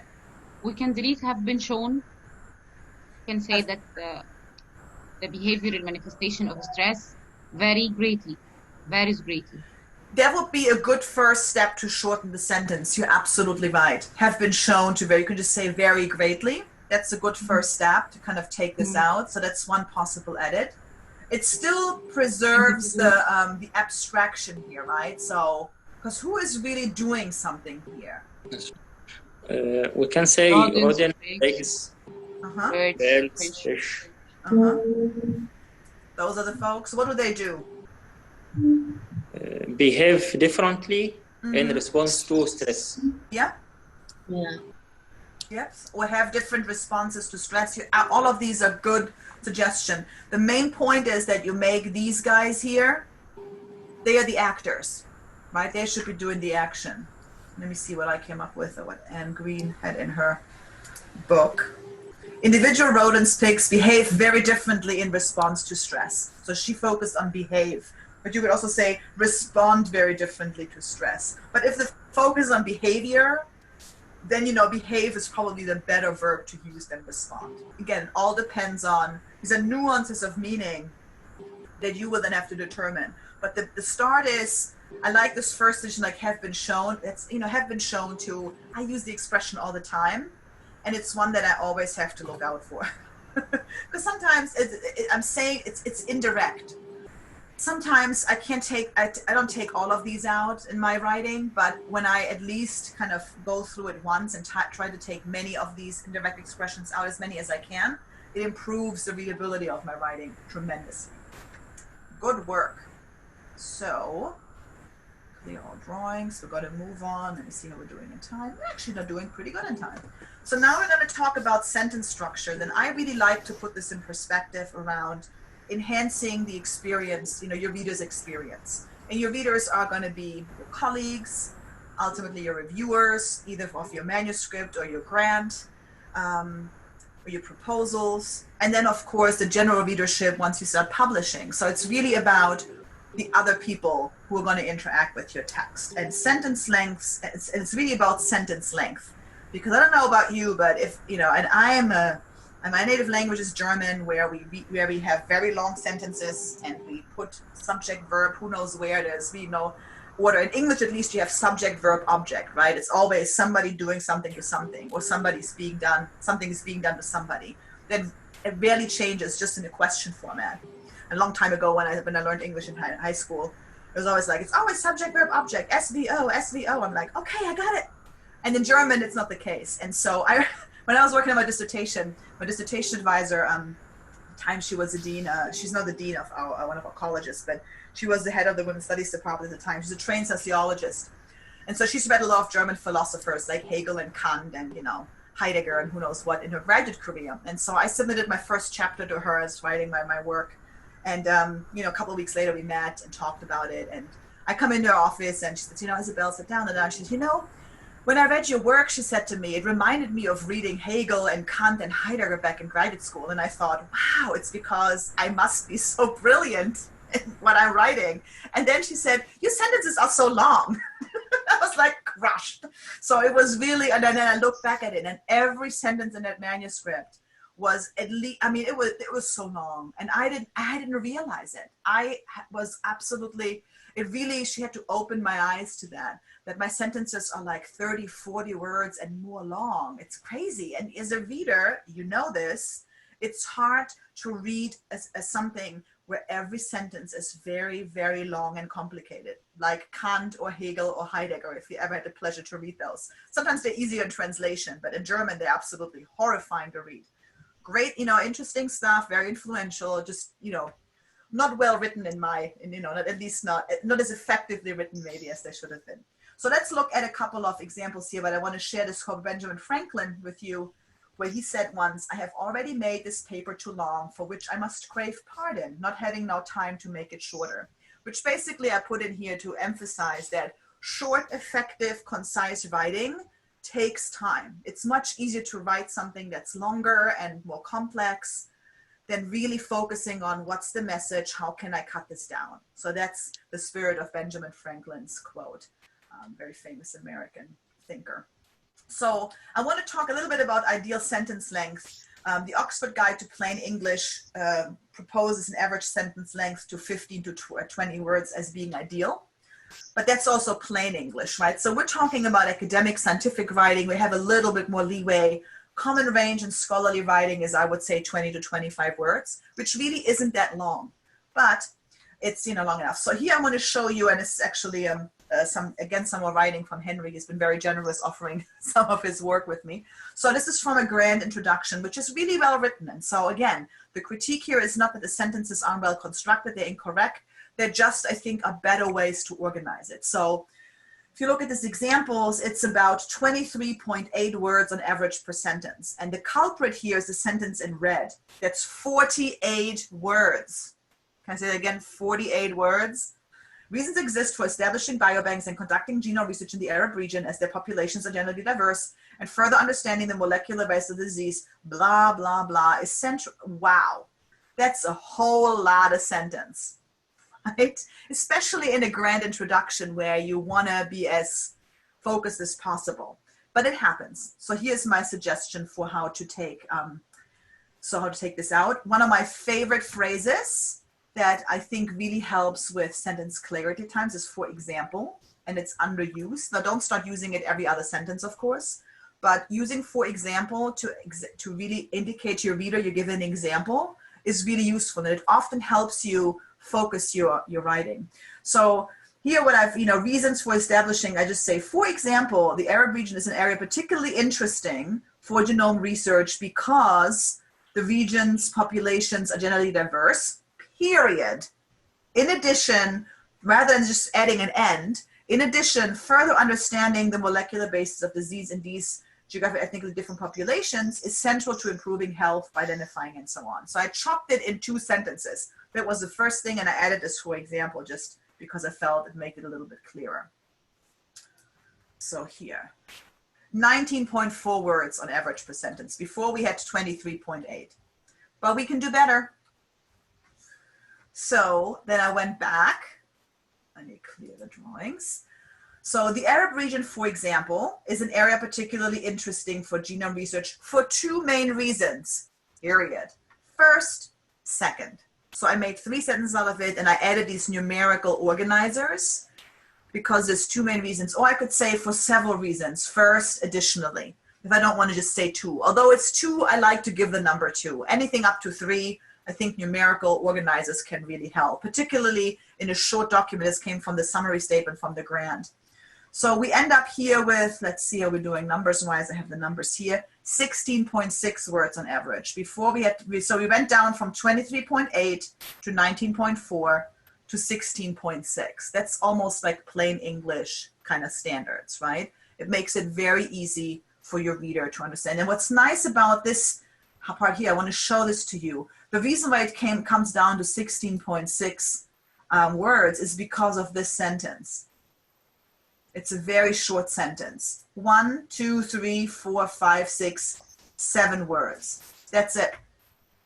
So what you don't want to do is have 7 or 10 word sentence after each other all the time. That gets a little monotonous, just the way if you have 35 sentences one after the other. So sprinkling in a short sentence here and there when you can, do it. Don't be afraid of having a short sentence in academic or scientific writing. I had sometimes writers tell me, but you know, I remember in my English 101 class that told me that short sentences can be very choppy. Yes, if there's one after the other, like Tom hits the ball falls on the street is in our neighborhood. The neighborhood is in a town called Annapolis. Annapolis is the capital of the state of Maryland. That gets a very, very boring very quickly. So I'm not saying do that all the time, but have some variation, and shorter sentences will bring down your word count and will help your reader almost like take a breath, like, okay, I can take a moment here, it's a short sentence, and then I can go on to a longer sentence again.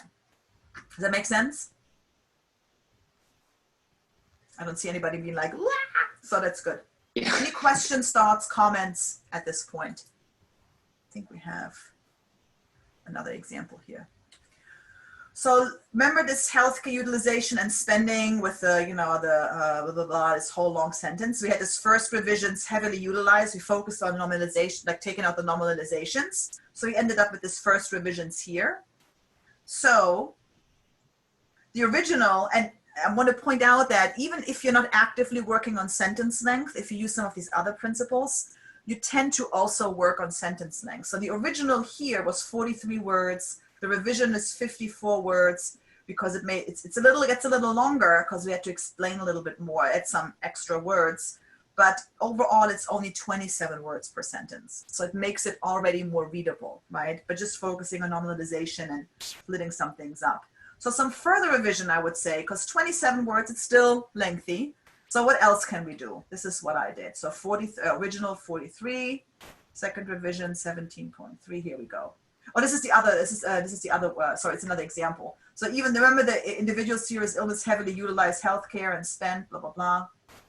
No, is this still the same one? Hold on. Yeah, it's still the same one. Sorry. So so then we have 52 words and we have 17.3 words in here. So, and I add, unfortunately, this population often receives insufficient poor care. So the other sentences are still pretty long, but again, you end up having a shorter sentence here with a clear kind of transition term, right? Unfortunately, that gives my reader an idea of how I evaluate this information. So it's an analytical statement. Almost a legal transition statement, receives individual care. And then I give the symptoms are often evaluated treated, which is why they receive insufficient poor care, right? This gives more information about this sentence.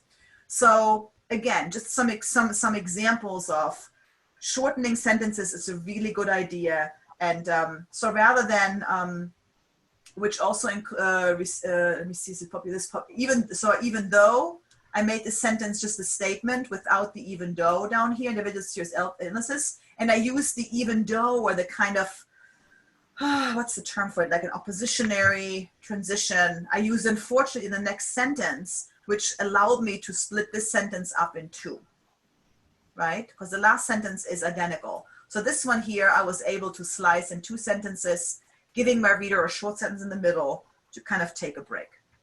Does that make sense to everyone? All right, this is my Sorry, question. I have a question. Absolutely, go ahead. I remember we were told that we shouldn't use words which carry senses, like emotions, like fortunately, unfortunately, hopefully. Is that wrong, or we can use it? I think that's wrong, personally. I mean, you don't want to do that when you're analyzing your data, right? Like in your methods and results section, that would be not very meaningful. But when you're, like this is, for example, I think this is from the CAPC. So it is really, I mean, you're providing your reader with an analysis. Like, it's unfortunate this population often receives insufficient poor care, which is the case. So there's nothing wrong with, you're not providing some sort of emotional manipulation here for your reader. You're providing your analysis and understanding of the situation to your reader. So I would be sparse with these words. So I wouldn't use unfortunately and luckily or whatever all the time. But when you use it very strategically, it really provides a lot of meaning to your reader, if that makes sense, Golana. But I hear what you're saying. I have received similar advice in the past, which at the time I was like, oh my God. And then I'm like, no, because if you look at how people write, if you look at some introductions or discussion sections of research articles, they do provide these what people would call emotional kind of qualifiers, because they tell a story, right? It's about storytelling. And, because it's not just about objectively presenting data. That's what your results and methods, your methods and results section does. But you then provide meaning for that. And that's an emotional appeal. That's persuasive writing. And persuasive writing comes with appealing to your reader's emotions. Maybe not as much here as you would do in a political speech, right? Granted, you focus on the facts, but you need to provide some context for what these facts mean. Henry, you have any thoughts on that? I saw your picture come up on the bottom there. So as I mentioned before, and as you as well, in the results section, you want to stay away from those words because you're not, you're just stating the facts, okay? You're not trying to persuade in the results section. Now, in the discussions, sorry, I got section, disconnected. You do want to add your point of view. Now, having said that, so let's say when you're writing a paper about research misconduct in the Middle East, or issues that you have uncovered about an institution, okay? You have to be, what's the word I'm looking for? Judicious? Discreet. What's that? Judicious? Yes, judicious, discreet. So Yes, you can't discreet. say, unfortunately, the Middle East shows, a large amount of fabrication, okay? I mean, like, you're not going to win that many friends, all right? So you have to be, kinder or something like that. So, you have to have a package of words that describes a negativity not in harsh terms. So instead of unfortunately, you may say that these results are less than optimal or something like that. It's just like, when you're giving feedback to students, okay, you say what went well, and you don't tell the students, well, this is where you didn't do well or you did badly. You say, well, there are areas for improvement. Okay, it's the same sort of thing. Just be, be careful of your tone. Just like when you're critiquing a manuscript, just be careful of your tone. And so, like, another example, when I'm critiquing a manuscript, I would use phrases like, I encourage the investigators to do A, B, and C rather than They should. right, yeah. Also, I have a friend who in the audience when you're critiquing someone who just gave their 10-minute presentation. You know, sometimes I hear, well, why didn't you do this? Or why did you do that? As opposed to, did you consider doing this? Or something like that. Mm-hmm. So be careful of your tone. Yeah. You know, that's a good point, Henry, about, I mean, the term Golana, I hear what you mean, but unfortunately is a very, it's a strong evaluative term. And remember, this comes from writing from an organization that advocates on behalf of patients, right? Right. It's a Council for Advanced Palliative Care. So they're all about patient care, you know, palliative care and so on. So they probably have a little bit more freedom using term like this. But I have seen, unfortunately, used in a discussion section or an introduction, especially an introduction. So let's say you're writing, your research is about, you know, healthcare and maybe the lack of clear policy around something in healthcare. You can say, unfortunately, current regulations have not addressed this issue. And guess what? Our study shows that we should address this issue, right? If it promotes your argument, you can use it. But it is probably a term that you find less likely in in academic publishing, rather than in sort of this gray zone, which is still scientific academic writing because it's based on research, but it also has a advocacy appeal behind it that your research article probably wouldn't have in the same way. But it doesn't mean that you can't use terms like this if they advance your argument. Right. Can we use it when we want to make comparison, like we want to show growth or decline, saying that unfortunately the same percentage applies to, I don't know, research ethics committees in this country or another country? Yeah, there I would be careful, right? That's the example that Henry gave, because you don't want to be like, well, we're doing it so much better than those folks are here. You might say, on the other hand, the data here shows, if you want to show that opposition, because that's what unfortunately has an emotion, I like the term used, emotional appeal to the opposition. Even though these numbers in this country show this, in this country they don't show this. And it's unfortunate. You think it's unfortunate, right? As is why you're doing this work. But, you know, when you do that, you kind of prevent, you know, sort of presenting a judgment of this other place that doesn't do it quite as well. Yes. So there I would be a little bit more hesitant in using quite such strong language. I think it's easier to use a term like this when you're describing, maybe in your introduction, when you're describing established facts, rather than your own results, comparing them to other people's results or previous studies. If that makes sense. Thank you. Good question. Yeah, great question. That's a good one. I never thought about the study, unfortunately. Let me see how we're doing here in time. We have never enough time because I talked darn much.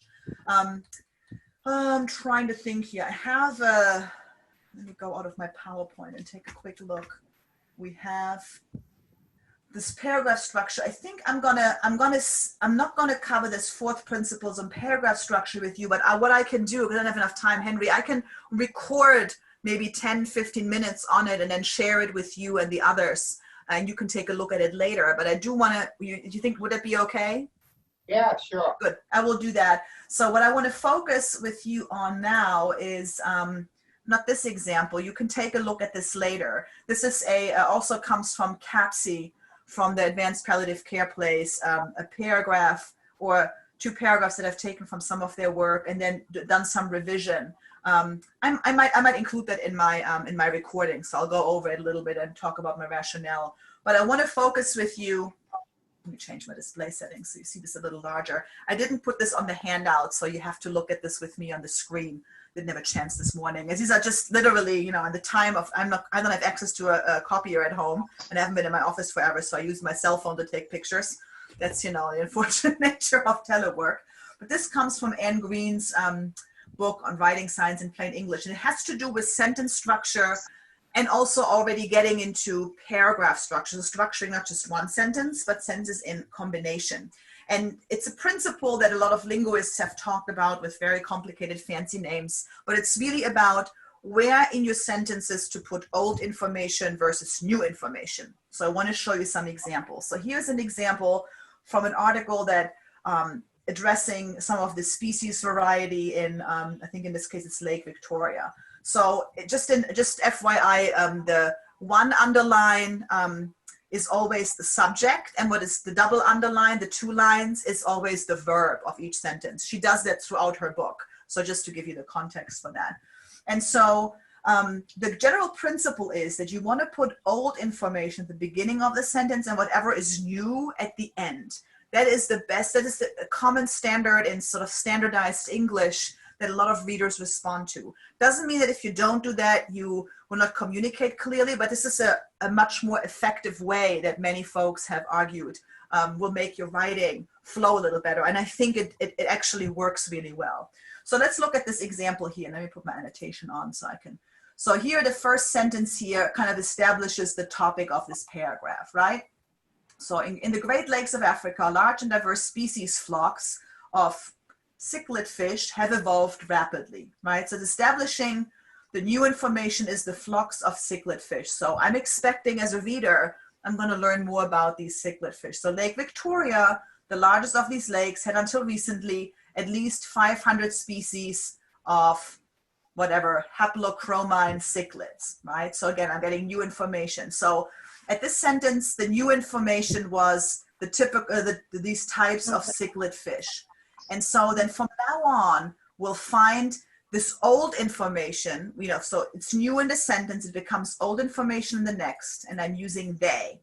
They were, and I'm going to learn something, this is old, and I'm going to learn something new, ecologically so diverse that they utilize almost all resources, blah, blah, blah, blah, blah, right? All this is new, sorry, not new, I should do the W, not the M. This is all new information about the fish. Then the next one, this species flock, right? Again, that's old at the beginning of the sentence, is the most notable example of vertebrate explosive evolution known today. Here is new information. Next sentence is the same thing. Many of its species, again, it's these haplochromine cichlids. That's again, it's old at the beginning of the sentence. New have vanished within 2 decades, blah, blah, blah, blah, blah. That's again new.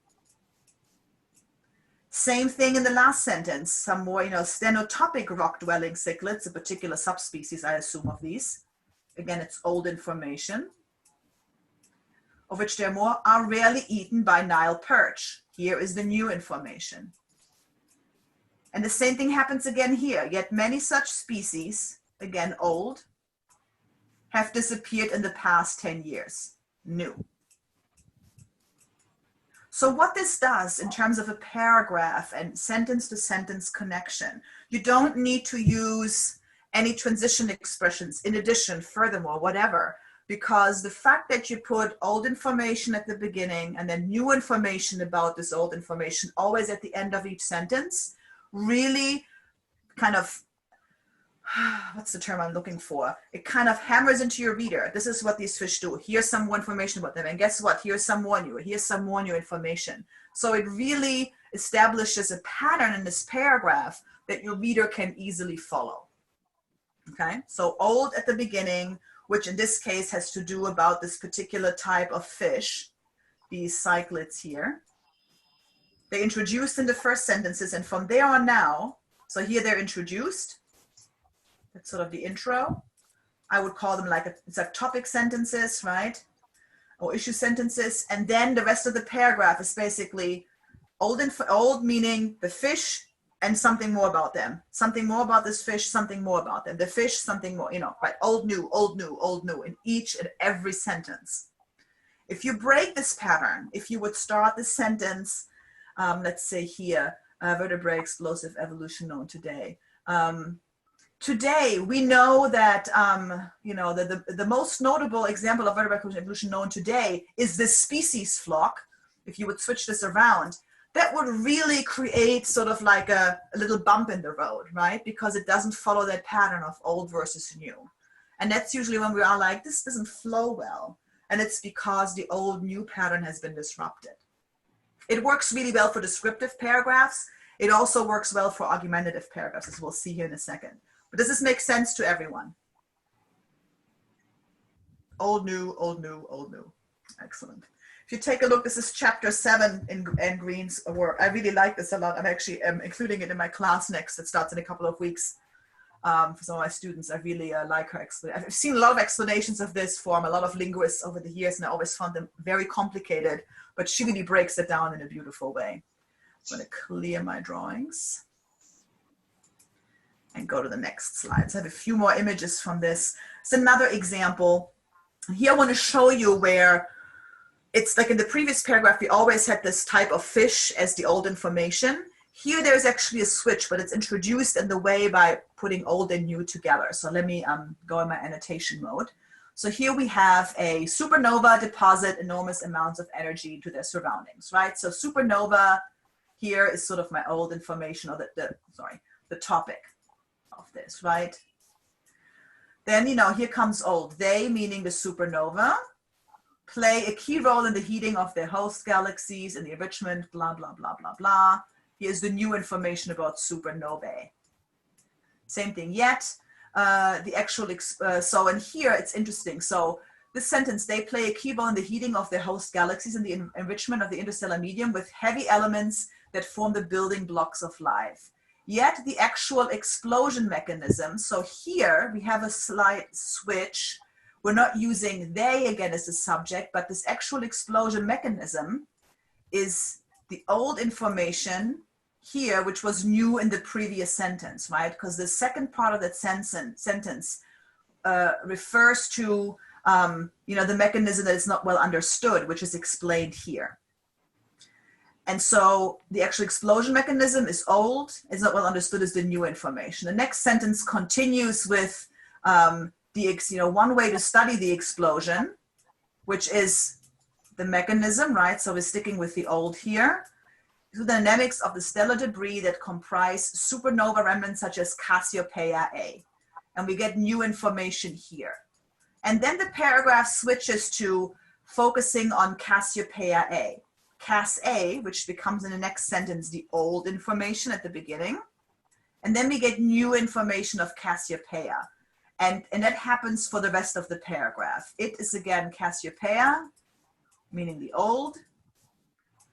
And then the new information on Cassiopeia A or Cass A in the next sentence. Make sense? So here you see a little bit more switching. Isn't just like they, the fish, the fish, the species, and so on. But some sentences pick up the old, pick up what is new information in the previous sentence and then put it at the beginning of the next sentence as old information as a vehicle to then again introduce new information about it. And what I don't want you to be like, okay, now as you're drafting, like what's the old information now? It's the new information. Just provide your information now, you know, just put stuff on paper. But when you're going back, this is a great way to work on in-between sentence transitions to ensure that the next sentence picks up the idea of the previous sentence. Because what I often see, and this is my number one feedback I give to writers from, you know, of all backgrounds. So I'm like, well, this next sentence, how do I get from the previous sentence here? The connection isn't clear. And sometimes a transition word helps, like additionally, sure. But often you can do it with, it has to do with where you place the information in your sentence and you have to reverse it around. And that's where passive, navigating between passive and active voice can be helpful, because sometimes you might need passive voice to make that transition happen by putting old information at the beginning of the sentence versus new at the end. Any questions? It's complex, but it's really, I'm going to show you some more examples because I think it becomes clearer when you look at examples. But any questions, thoughts, comments on this? Hope you don't. I usually use a aforementioned case or as mentioned, you know, earlier.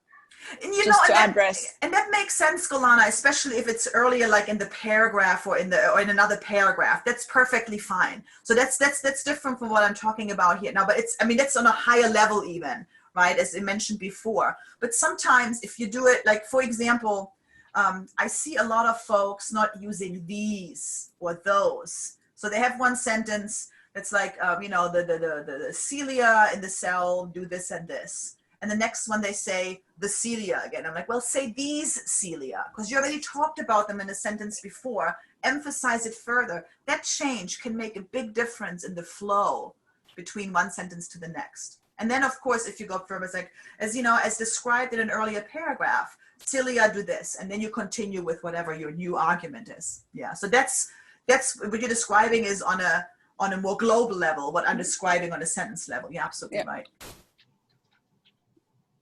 I'm going to clear these drawings here and go to the next example, clicking out of it. So here is an example that needs some work.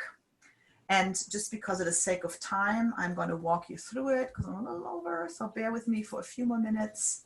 Let me get the annotation. Actually, no, I'm going to take annotation off and go right into the example here. So if you look at the original, now I'm going to put the annotation on. Wildland fires are disturbances that occur with long recurrence intervals and generally high severity in some forest types and with shorter intervals and so on. And let me move this around. For millennia, wildland fires have arguably been the most important disturbance. So here we have fires as the subject here also, so old, more information about it. So this paragraph seems to be all about wildland fires. But then when you get to this sentence here, suddenly it's seed germination, establishment, growth patterns, plant community, composition, structure, rates of mortality, soil productivity, and other properties of Western are often strongly influenced and shaped by fire disturbance regimens. And I'm like, whoa. So this fire has become the new information here, even though it's been old information all along. So that's a disruption here, right? This sentence here is a real disruption to the flow. So the way to restructure it, and Anne Green has done a little bit more than just changing it. She actually started off with this sentence for millennia, if you notice here, which is a good idea because this sentence provides more global information than this one. So I think switching them around is a good idea. So for millennia, wildfires have been arguably the most blah, blah, blah. In some forest types, these fires occur infrequently with general high severity, while in others they occur frequently with lower severity. And then rather than this sentence here starting with seed germination, the sentence also starts with fire strongly influences many aspects of Western forest ecosystems, including germination, establishing, and so on. So all this stuff here becomes new information, which it should because it is new information and it's appropriately placed at the end of the sentence. And then even so, of the issues Western Avengers face, the ecology of fire and fire management are the most controversial. Personally, I would move this towards the end. I would start as even so, the ecology of fire and fire management are the most controversial of the issues, blah, blah, blah. That's just me. I don't like the big insertion at the end, but both work. Right? So that's just Isabell's version of the sentence. But the most important point here is that this sentence, and let me highlight it maybe a little clearer. If I can get a different color. I'm going to use yellow. So here, seed germination, all of this. I mean, it's hard. This sentence is hard to read, isn't it? And it's mostly because it takes 3 lines before you get to the subject, for heaven's sake. And it's because this new information is overwhelming at the beginning of the sentence. This is a sentence where I would be like, what? What is seed germination? What's the connection? So switching it around, fire strongly influences many aspects of Western forest ecosystems, including these germination, establishment, patterns of growth, composition, blah, blah, blah, blah. The whole long list comes second because it's new information that should be at the end of the sentence. This here, what she, this break in the pattern happens all the time. I see this so much in people's writing, including myself, because sometimes our brain just, we're writing something down and our brain has moved on to the next sentence. So it's hard to do that in the drafting process to always make sure everything flows correctly. I think this principle in particular is one that I would really focus on in your revision process, if that makes any sense. Okay, so again, it's just for if you're interested in this from a linguistic perspective, the term that is used in linguistics is theme and reme, but that just, I always find that bizarre to explain. It's really old versus new. So old at the beginning, new at the end. So really focus on putting new information about what you're trying to say towards the end of the sentence. It's a much easier place for most readers to recognize it. Okay, so the rest of this I will record for you sometime today, because I'm doing some recordings anyway, so that works out well. And let me take out the crazy drawings here. I'm going to stop sharing and look at you all. Any questions, thoughts, comments on any of these principles? I'll send the PowerPoint to Henry later on today, or probably like in the next hour or so. And then you can expect some of the recording of the last slides that I didn't go over on paragraph structure. But we already got a little bit into this here. And there's some more examples of some editing examples that I've worked on that I think are interesting to see sort of explained. Any thoughts? We've gotten the breakfast of champions. It's breakfast time. It was breakfast time for me when I started here. So I hope you've gotten some feedback as your breakfast for champions. I will put my email address in the chat right now. So make sure you write it down, but you can also find me online, so it's not that hard. That's my email, imay@umaryland.edu. So feel free to reach out to me anytime, any questions you have. If you don't hear from me within like 48 hours, send me an email again. Be like, hey, Isabel. So you can be pushy, right? Quote unquote. I usually sometimes I want to respond and I forget, and things happen, especially right now. I don't know about you, but having been at home since pretty much March, I'm like getting to the point where if I have to spend another hour on the screen, I'm going to scream. But so sometimes I miss emails now more easily than I usually do. So if you need to get my attention, just email me as long as until you get some response from me. But are there any last questions? I know this is a lot of information, and this will it takes practice. I have been teaching this material for years now, and I am still learning how to practice this in my own writing every single time I write. So it doesn't make me an expert in using this. I have maybe a leg up because I've dealt with this for a few more years than you have. It just takes application and practice. Henry, any last thoughts? Old, new information, anything? Isabel, we'll have to leave. Yes, I know, I have to go. We should have other work to do. You're back to the other. I'm kidding. Henry's also very entertaining and inspiring and relaxing, right? Try to be. Thank you. Okay. Isabel, thank you so much. Sure. As always, this has been fantastic. Thank you. And My pleasure. we